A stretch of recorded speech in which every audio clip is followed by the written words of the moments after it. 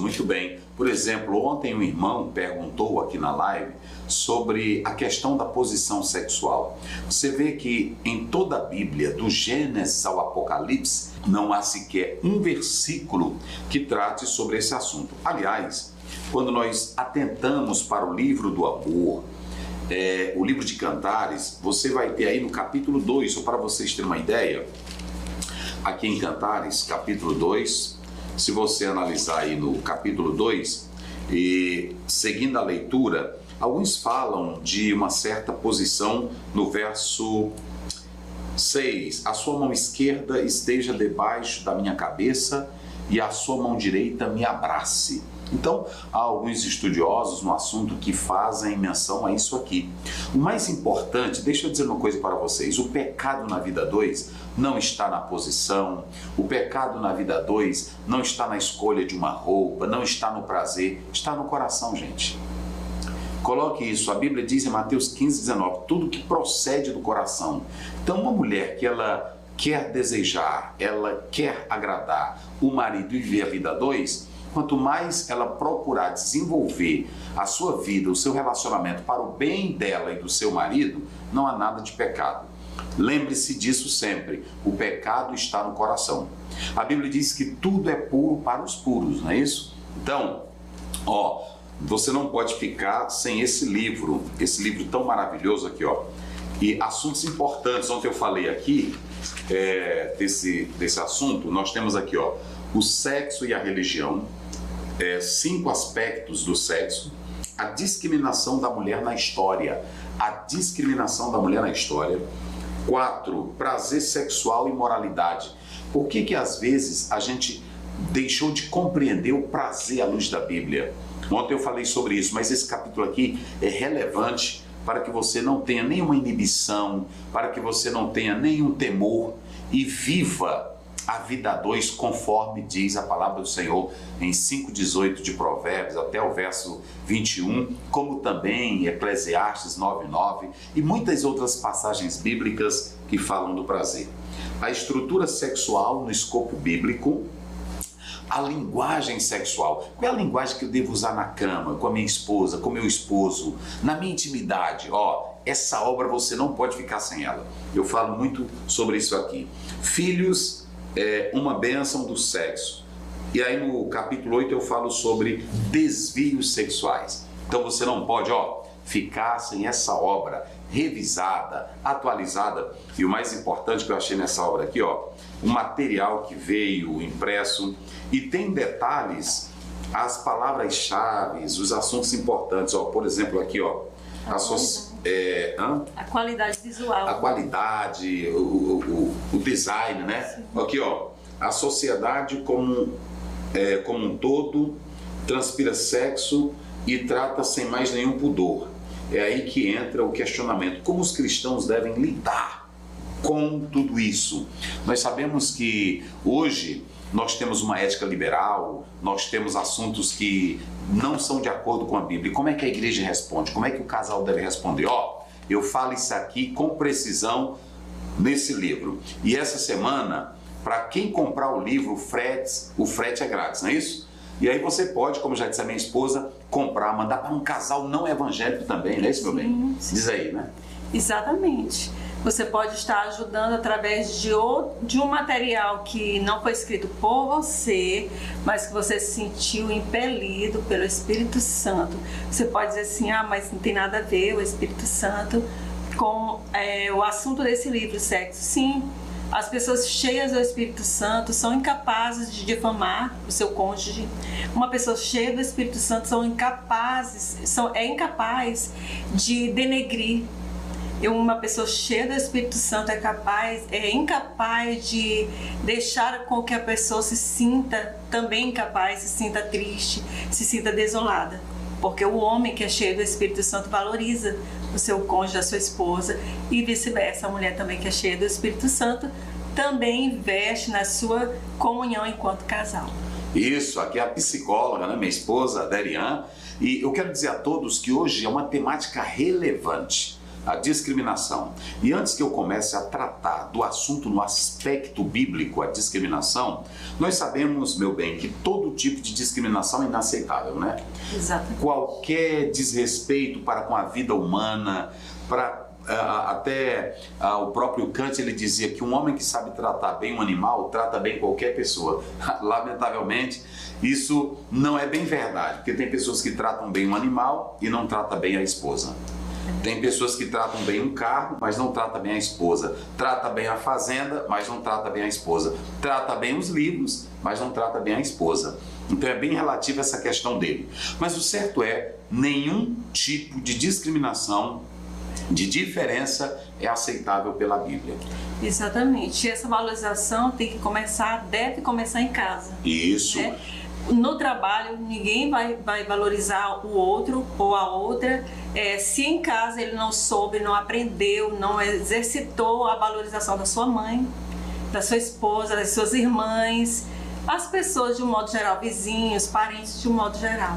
Isso aí, uma obra, eu li há muito tempo, mais de 20 anos, John Piper, ele escreveu uma obra, ele disse que o filho começa a compreender o papel do pai pela posição que ele tem, o respeito que ele tem à mãe, à esposa. Exato. Como também o outro irmão começa a respeitar o irmão quando vê a forma que o pai ensina, né? Sim. Então o lar é a primeira faculdade, o lar é a primeira escola, o lar é o primeiro lugar. Sociologicamente falando, o lar é o ambiente onde as primeiras lições de vida, de direito, né? De vida, de direito, de comunhão, de respeito, vai surgir. A ciência diz que mais da metade do que nós somos por imitação. Olha aí, por imitação. E o lar é o melhor lugar para que isso se desenvolva bem, ok? Mas antes de começar a entrar para o aspecto bíblico, essa questão da discriminação, chamada de sexismo ou de machismo, ela envolve diversas culturas, ela tem as suas formas diversas, é multifacetada,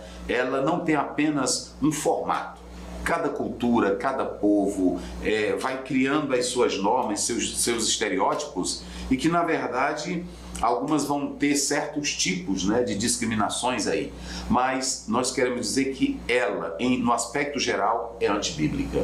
E quando nós falamos da discriminação relacionada à mulher, ela pode envolver a questão salarial. Sim. Às vezes a mulher ela trabalha da mesma forma que o homem, ela tem o mesmo cargo, mas por causa de ser mulher, do gênero dela, de uma discriminação que foi criada ao longo do processo histórico, ela ganha um salário mais baixo, e isso é muito sério, né? Exatamente. Eu vi uma pesquisa que boa parte das pessoas, das mulheres, era equivalente ao número de homens empregados. Só que esse número assim se tornava assim um pouco deficiente quando as pessoas atentavam para a questão salarial. Fazia toda a diferença, bem menos um salário irrisório à frente do homem que sempre ganhou, sempre teve essa oportunidade de ter um salário bem melhor. E aí você observa que essa discriminação ela vem desse aspecto salarial, envolve também a questão de representação. Hoje, já há políticas que estão levando em consideração a mulher ser vereadora, o partido ter um tanto de mulheres, né? Pela representação. Ainda também existe, né, muito preconceito em relação à mulher ser política. As pessoas normalmente, às vezes, infelizmente, as próprias mulheres às vezes deixam de acreditar. Acham que o homem tem sempre mais capacidade. Isso não é bem verdade, né? Nós estamos só mostrando aqui como é que a sociedade vai criando essa discriminação. A mulher, hoje, às vezes, a própria sociedade machista determinou o que ela vestir, o que ela pensar, o que ela comer, né? E isso ficou foi muito agravante, foi muito sério. Tanto que tem mulheres que não gostam de um determinado tipo de roupa, de um determinado tipo de cor, de um determinado tipo de cor, mas se sentem impulsionadas a usarem porque a moda está ditando aquele determinado perfil no momento. E aí vem o mais horrível, impedir a mulher, por causa do sexo, por causa do seu gênero, impedir a mulher de ter acesso à educação, ter acesso ao crescimento. As mulheres ficaram muito tempo atrasadas porque os homens achavam que elas não poderiam estudar, que elas não poderiam crescer e que se elas crescessem, elas entrariam em um poder grandioso. E na verdade, jamais se deve pensar isso, porque quando Deus fez a primeira mulher, Eva, ele fez uma mulher pensante, ele fez uma mulher criativa, ele fez uma mulher maravilhosa. Totalmente capaz. Totalmente capaz. Então, ó, nós estamos falando aqui, antes de entrarmos propriamente na Bíblia, no livro, estamos dando essas pinceladas aqui. Um outro aspecto que nós podemos citar aqui é a discriminação da mulher na história. Se a gente pegar, por exemplo, na antiguidade, a mulher era vista como um objeto, apenas um objeto do homem. Às vezes, um rei se agradava de um país ou de um local e ele queria fazer aliança com aquele outro rei, ele dava uma mulher. Como se ela fosse um copo, como se ela fosse um carro, como se ela fosse um presente. Então a mulher era um objeto. Ela também era um objeto apenas de prazer. O homem olhava para ela e dizia, eu quero essa, mas se ele não se agradasse dessa, ele trocava por aquela. Então na antiguidade, a mulher, ela era vista apenas como um objeto. Desde então, só se vem mudando as roupagens, né? Os formatos, mas assim, essa troca continua, né? Continua. E quando você chega na Idade Média, chamada o período das trevas, ainda não vai melhorar, porque vem uma ideologia machista, antibíblica, que eu vou falar dela daqui a pouco, que ainda continua a tratar a mulher de forma grosseira, desprezível, não dando liberdade para ela expressar a sua feminilidade, não dando liberdade para ela expressar o ser mulher. E aí passou a inibir ela em várias questões. Elas passaram a ser vistas e muitas começaram a se adequar, a se ajustar àquele sistema que desvalorizava a mulher, que humilhava a mulher. Se conformar. Então, quando você chega na Idade Moderna, com a Revolução Industrial, aí as mulheres, algumas delas vão começar a trabalhar, mas de modo precário, horrível. As mulheres começaram a trabalhar. E aí, com tanta represália, com tanto sistema, foi se criando uma própria revolta das mulheres, que aí começou a surgir determinados segmentos, inclusive, por exemplo, um dos mais negativos, que hoje muitos defendem, e eu quero dizer aqui que há várias correntes dentro desse particular, mas o movimento feminista.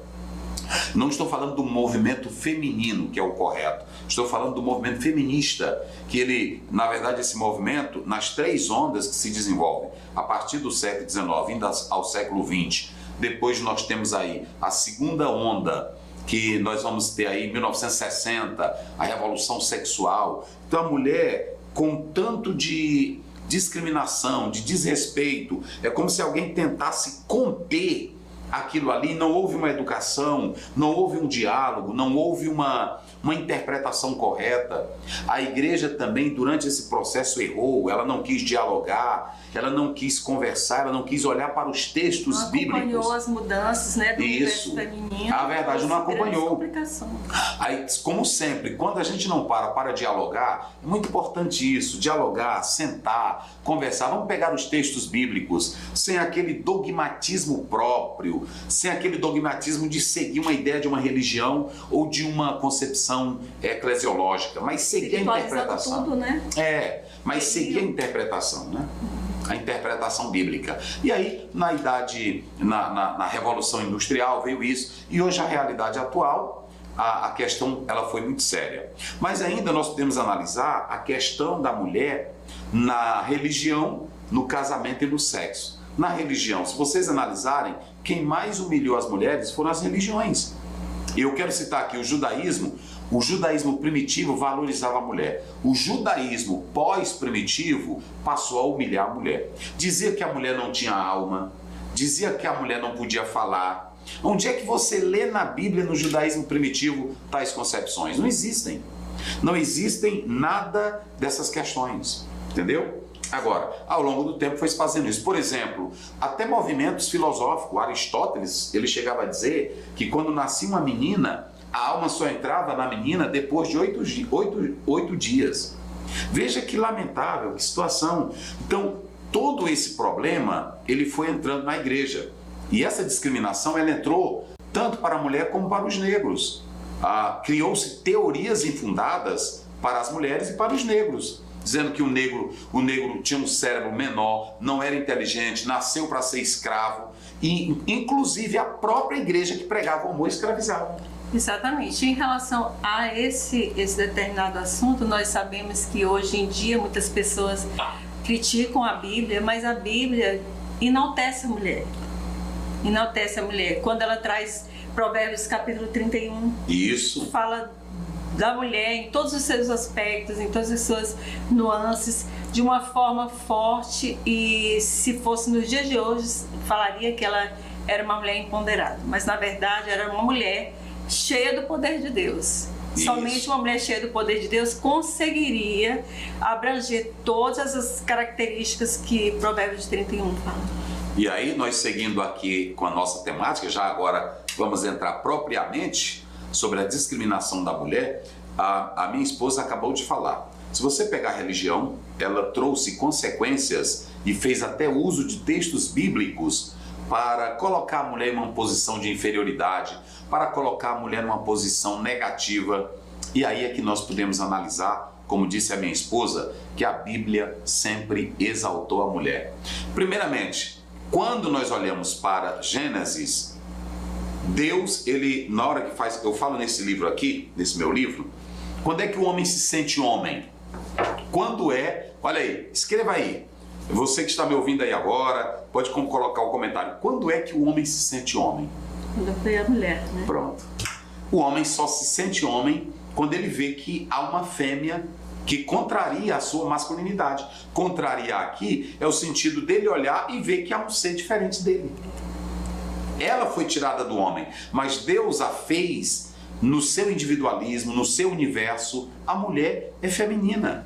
E o mais interessante é que quando eu falo nesse livro que o homem se sente homem, quando ele olha para isso, está na Bíblia, 1:27. Deus os fez macho e fêmea. A mulher, ela é mulher, envolve o seu aspecto, o seu sentido biológico, as nuances biológicas, sim, mas o homem também tem o seu lado biológico e tem a sua individualidade. Os dois, quando se unem, Gênesis 2:24, se tornam uma só carne. Mas Deus não fez a mulher. Há um teólogo muito interessante, quando a gente cita, por exemplo, Efésios 5:22, a mulher esteja submissa ao marido.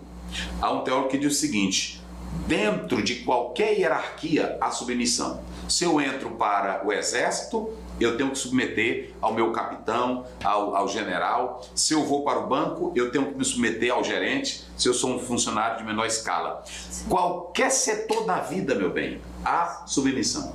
Não é isso? É verdade, é uma troca. É uma troca. Agora, há um teólogo que diz o seguinte: dentro da vida a dois, quando a mulher se casa, ela sabe que há uma hierarquia, que há uma submissão, que foi a ordem estabelecida por Deus, como diz 1 Coríntios 11. Homem, mulher, Deus, homem, Deus, Cristo, homem, mulher. Ou seja, esse é o padrão bíblico. Agora, quando a gente fala dessa hierarquia, Deus está colocando ordem nas coisas, mas Deus não está dizendo que é para o homem ser um ditador, que é para o homem humilhar a mulher. Quando a mulher entra nesse relacionamento, ela entra como fêmea e vai se submeter porque ela sabe que aquilo ali é um padrão que Deus estabeleceu, o casamento.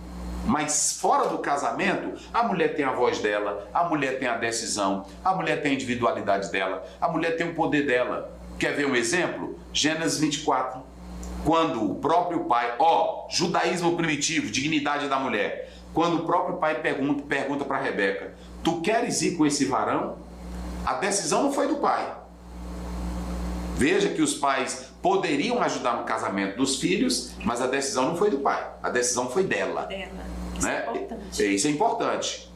Você quer ir com esse varão? Aí ela decidiu: eu quero ir, papai. Pronto, foi uma decisão dela. O pai não impôs, tu tem que casar com ele. Hoje tem culturas que a moça não tem dignidade de escolher quem ela, mas a Bíblia, olha aí, a minha esposa falou agora há pouco, a Bíblia não deprecia a mulher. É atual. A Bíblia não deprecia, a Bíblia não humilha, a Bíblia não desfaz da mulher. Não é assim? A mulher, ela tem a voz dela. Inclusive, quando você pega, os grandes gramáticos estão aí, me ouvindo da parte grega, quando você vai para Efésios 5:22, não aparece lá a palavra submissão, no 22, não aparece. Aparece a mulher, e a mulher lá, ela dá a ideia de um termo adulto, ou seja, só pode entrar para o casamento uma mulher adulta, uma mulher que pensa, uma mulher que está decidida a ser aquilo ali.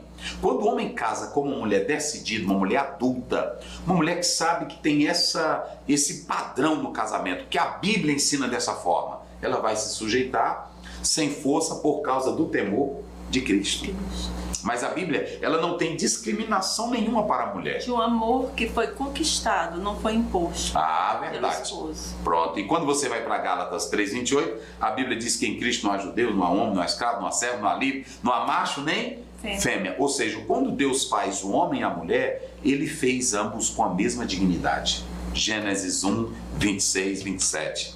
A Bíblia diz que Deus os fez conforme a sua imagem e semelhança. Essa parte envolve o lado pensante, criativo. Então Deus fez dois seres inteligentes, dois seres pensantes, dois seres de sexo distinto, macho e fêmea, que quando se unem na vida a dois, eles vão pela vida adulta e pelo poder da palavra e pela direção do Espírito Santo se unirem, e aí os dois vão procurar construir uma vida familiar, conjugal, dentro dos ideais ajustados conforme a palavra de Deus. E quando fala sobre a mulher, a discriminação da mulher, aqui em Provérbios ele fala que a mulher virtuosa, a mulher sábia, ela ri do dia futuro. Ah, verdade. Não é uma mulher ansiosa, não é uma mulher preocupada, não é uma mulher histérica, é uma mulher que confia em si, no seu esposo, no seu ambiente, na sua capacidade de ser. Por isso ela é capaz de rir. Isso. Quando pensa nas possibilidades ou impossibilidades que virão. Então, ó, aqui está, a gente trata isso aqui, e só para vocês terem uma ideia, a discriminação da mulher entrou no campo sociológico, entrou até no campo da psicanálise. Nesse livro aqui, meu bem, eu falo que o Freud, ele disse que a mulher, ela tem traumas e que a mulher, ela já entrou no cenário da vida com certa discriminação. Por quê? Porque no mito de Electra, eu falo nessa obra aqui, era um mito grego que se originou marcado de injustiças, de competições e de questões familiares, as brigas entre os deuses. Aí ele diz nesse mito que a mulher já entra desajustada. Ou seja, esse mito de Electra, ele diz que a mulher, ela entra desajustada porque ela olha para o homem. Olha a ideia de Freud, olha aqui, ó. Ele diz que ela olha e ela se sente uma mulher não completa porque ela não é como um homem. A mulher não carrega o pênis. Como ela não carrega o pênis, ele diz que essa mulher já entra com esse complexo. E a mulher, para compensar essa situação, ela quer um filho. Quando vem um filho, aí ela se realiza. As outras não ligam e as outras vão usar o poder do sexo. Dessa forma, esse mito humilha a mulher, esse mito faz com que a mulher seja vista como uma pessoa desajustada, e isso vai criando... Ela se frustra e vai criando mais discriminação, porque vai dando poder para quem? Para o homem. O homem vai sendo visto como aquela pessoa que é o perfeito, que é quem manda em tudo e é quem tem direito de tudo. E não é assim que a Bíblia começa. A Bíblia começa Deus entregando o jardim do Éden para o homem e a mulher dominarem, para o homem e a mulher ajustarem tudo. Então, esse mito que eu falo aqui nesse livro, ele despreza. E qual é o mal desse tipo de pensamento e de filosofia? São as ditas teorias que vão rebaixar a mulher, que vão depreciar a mulher, que vai tirar a honra que a mulher. E a minha esposa disse aqui, ó, olha para cá, não há nenhum livro para dar mais dignidade à mulher do que a Bíblia. Por exemplo, a gente diz assim, a mulher nasceu só para a casa, a mulher nasceu só para a cozinha, a mulher nasceu só para isso. De maneira nenhuma. A Bíblia começa dizendo que os dois dominaram. A mulher sabe qual é o seu papel na vida dois. Quando você pega Gênesis, e parece que é lá pelo capítulo 29, deixa eu ver aqui, 29, ó, aqui ó, 29:9, Raquel era pastora. A Raquel trabalhava cuidando de animais.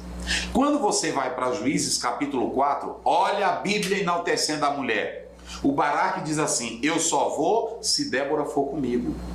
Quando você pega a história do rei Josias, lá pelo 22 de Reis, aí ele diz assim, vai consultar a profetisa Hulda. Ou seja, tem também na Bíblia a mulher a mulher que estava numa cidade que ela era juíza, ela era uma chefe da cidade. E a Bíblia diz, a cidade de Bel, me parece que é isso, Bel. E aí, Abel, né? Abel Bet-Maaca. Parece que é isso. Quando você chega lá, a Bíblia diz que o próprio comandante Davi conversa com essa mulher. E ela diz, você não sabe da história? Você não pode chegar na cidade querendo destruir. Ele diz, mas é porque tem um homem aí. Ela diz, mas eu vou resolver. Então ela conversou com os anciãos da cidade, cortou a cabeça dele e jogou. Ou seja, a Bíblia está dando dignidade à mulher. Joel 2,28 diz, lá na profecia do derramamento do Espírito, as minhas servas, as mulheres, não ficariam de fora. E aqui também, voltando a Provérbios 31, ele fala que ela examina uma herdade e adquire-a. Ou seja, tinha poder de observar, de comprar e de adquirir. Né? Isso. Não, tem até um teólogo que diz que a mulher de Provérbios, ela não cabe na teologia de muitos líderes. Ela diz, mas ela é quem analisa tudo e ela é quem negocia. A mulher de Provérbios 21, ela não se enquadra naquela ideia do sexo frágil. Por quê? Porque Rail, a palavra hebraica lá, ela tem a força de um exército.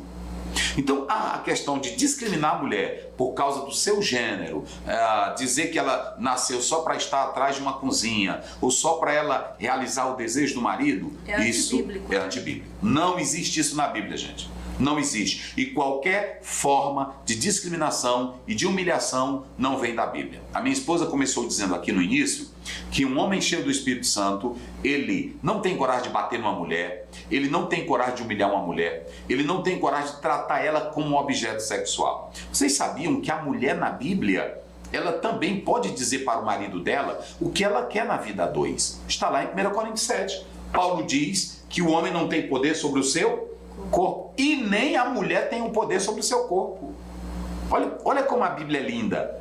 Então, se alguém despreza, eu vou dar um exemplo aqui.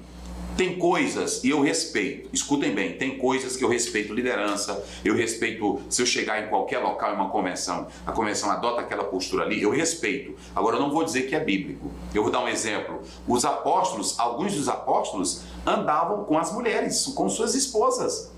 Hoje tem local que a mulher, só ela entra, o marido entra num lugar e ela não pode entrar, ela tem que ir para outro lugar porque não é lugar de mulher, se é uma reunião de pastores. Agora, o que eu digo, isso aí é uma criação nossa, é uma criação do Talibã, é uma criação de outras culturas que não são bíblicas.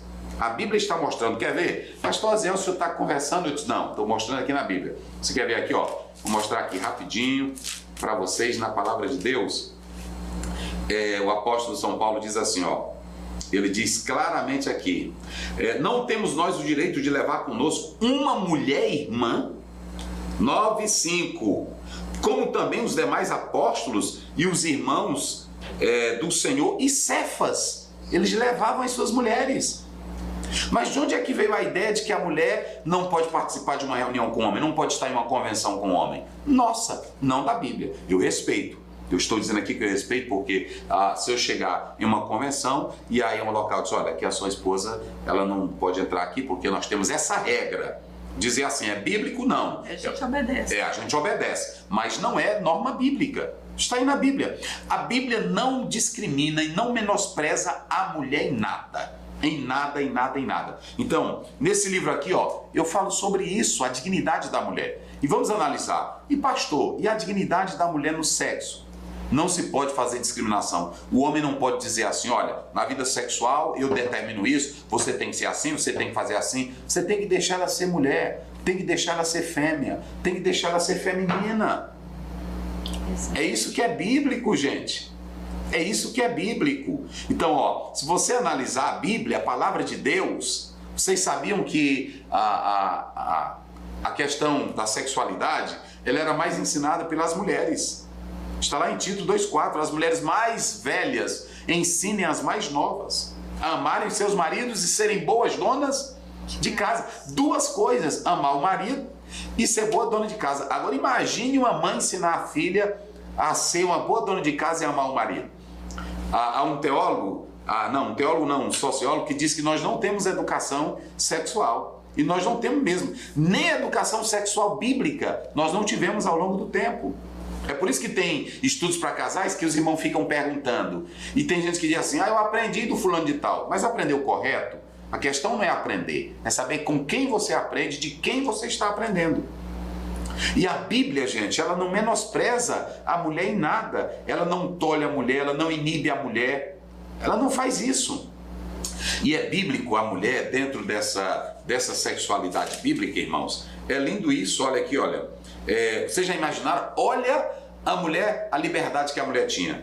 Gênesis 30. Vendo por Raquel que não dava filho, teve Raquel inveja de sua irmã e disse ao marido, dá-me filho, senão eu morro. Ela chega e diz, eu quero filho. Ela está dizendo, olha, tu é um macho, eu quero um filho, tu tem que me dar filho.